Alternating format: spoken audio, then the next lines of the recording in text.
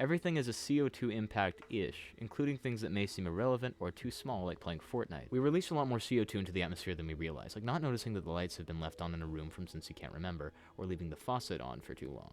You really don't need to be conscious about these things, though, because you know you aren't making any significant impact, and that all checks out, if you're the only person on the planet.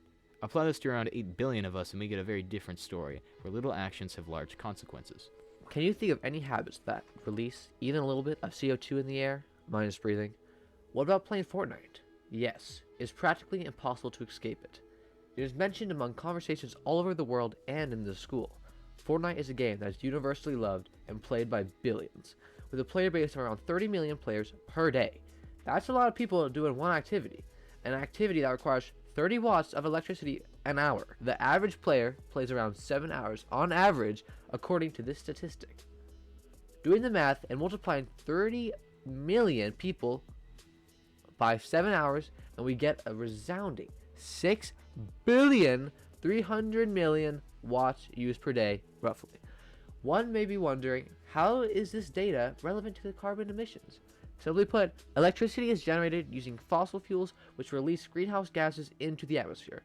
This means more demand for electricity is equivalent to more demand for fossil fuels.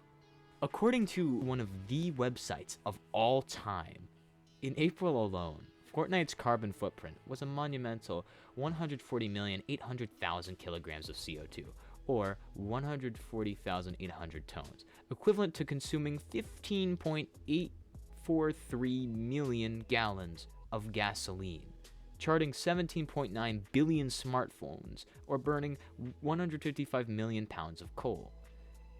Obviously, these emissions make their way to the atmosphere and contribute to the greenhouse effect, but who feels the consequences the most? In America, for example, most major cities are powered by power plants, and Southeast America is feeling the burn.